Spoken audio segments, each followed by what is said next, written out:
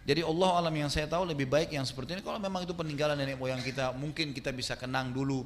Oh ini tradisinya orang dulu seperti ini. Tapi kan bukan berarti harus itu dilakukan sementara dalam Islam dilarang. Kita sudah Muslim, harusnya kita tinggalkan. Kalau masalah taubat, ya taubat nasuha kepada Allah sementara dengan 3 syarat yang sudah kita tahu. Meninggalkan dosa itu seketika, menyesal dan janji sama Allah tidak mengulanginya.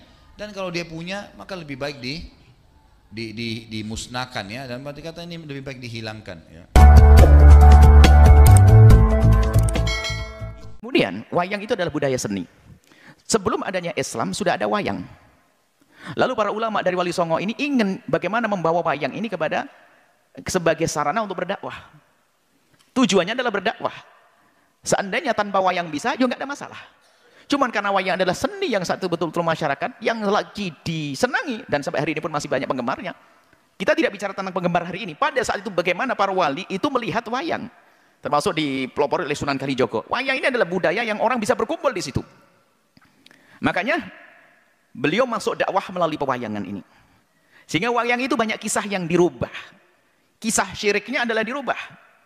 Termasuk di dalamnya adalah dimasukkan kisah Bagong, Semar, Norogareng, Petro. Itu adalah sebenarnya untuk menghilangkan kesyirikan. Karena di situ kan dalam pewayangan itu kan diambil dari kisah Hindu-Buddha tentang Bharata Yuda, tentang Ramayana dan sebagainya itu. Kemudian bagaimana? Kan di situ selalu ada dewa-dewa. Dewa itu kan Tuhan selain Allah.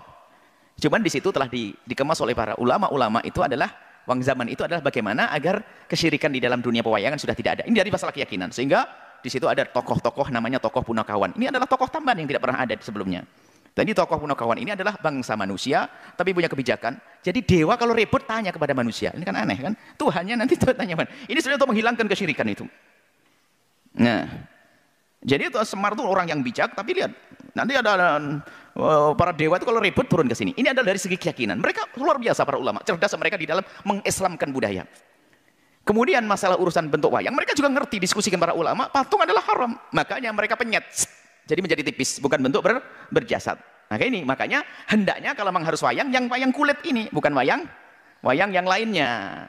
Cuman namanya seni dari budaya seni yang tidak islami diislamkan, cuman oleh seniman diambil lagi, dikembalikan lagi. Maka kalau ingin menekuni dua pewayangan yang syar'i, tetap dengan prinsip-prinsip seperti itu. Ceritanya harus ada disisipkan pesan-pesan kemuliaan. Tentang Tuhan, tentang Allah. Dewa-dewi itu adalah hanya sekedar kisah yang meramaikan dalam kisah tersebut, tapi di situ harus bukan dianggap sebagai Tuhan. Dan itu dilakukan para orang-orang yang ngerti agama.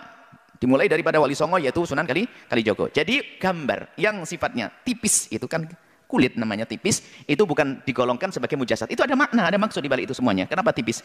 Makanya hendaknya ya harusnya ini yang hendaknya kalau ingin menggunakan seni wayang. Kalau sudah berbentuk itu kembali kepada permasalahan tadi, karena yang tidak diperkenankan adalah gambar-gambar yang berbentuk berjasad. Jadi kami himbau kepada para seniman wayang hendaknya kembali kepada apa yang telah ditata oleh ulama-ulama terdahulu kita Wali Songo. Kisah-kisahnya harus kisah membangun, bukan memprovokasi, bukan mengajari jelek, tapi membangun keimanan di dalamnya. Kemudian masalah wayangnya pun hendaknya tetap diperhatikan, jangan sampai keluar daripada jalur syar'i yang sudah dibahas oleh ulama dulu. Biarpun kita tidak pernah ngerti sebabnya, kenapa harus pakai kulit dan sebagainya. Karena itu adalah untuk tidak menjadikan bentuk jasad, mujassadah.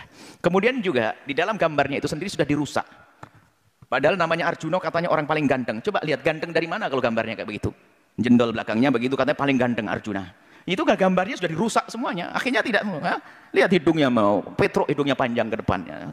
Macam-macam begitu. Dan ini sudah ingin dirusak daripada supaya tidak kepada kesyirikan yang namanya patung atau kesalahan keharaman yang namanya patung. Jadi seperti itu. Jadi kami himbau seni pewayangan selagi masih bisa digunakan untuk berdakwah, gunakan untuk berdakwahkan, tapi pertama harus itu dari sisi keyakinan di dalamnya, kisah-kisahnya harus benar-benar disesuaikan dengan syariat Islam. Kemudian masalah wayangnya seperti itu. Kemudian daripada pelengkapnya karawitan adalah seni musik adalah. Kemudian yang lain misalnya sinden dan sebagainya hendaknya diperhatikan. Supaya jangan sampai di situ ada orang buka aurat dan sebagainya. Kalau memang budaya ini masih sangat digemari di sebagian masyarakat untuk kita bawa kepada Islam. Ini kepada prinsip dakwah sebetulnya. Cuman nanti setelah umat ini adalah sudah keluar daripada ini, nggak perlu lagi kembali misalnya. Caranya yang lain, ceramah begini, langsung tutup poin dapat ilmu. Kan begitu. Itu kan untuk orang awam, menarik orang awam, dimasukkan orang awam itu bukan saja orang yang nggak ngerti ilmu. Mungkin profesor, doktor nggak pernah belajar agama. Tapi karena dia hobi wayang, dengar dari pewayangan jadi belajar. Profesor doktor ilmu ekonomi kan awam juga dalam agama. Dengar wayang, tak tahu wayangnya ada pesan-pesan. Maka di situ adalah bisa dibenarkan yang demikian itu, yang ini ya. Maka yuk kita sebaiknya terjalin komunikasi antara dalang-dalang itu dengan ustadz supaya saling sinergi. Dalangnya karena mungkin belajarnya kurang banyak ya, mungkin setiap cerita yang mau disodorkan ada terseh kepada kiai. Ini boleh enggak begini? Bahkan mungkin kiainya suruh melihat seperti apa nanti agar yang kurang ini. Tapi siap dibenahi, maka insya Allah dia dalang Sunan Kalijogo lagi. Seperti itu. Ini itu masalah pewayangan. Wayang adalah budaya dan seni seperti yang lainnya. Sarana untuk menghibur orang, kalau memang itu adalah menjadi kebiasaan orang fasik maka haram, tapi kalau kebiasaan orang umum fasik dan tidak fasik menggunakan menjadi bebas. Hanya yang perlu diperhatikan adalah isinya.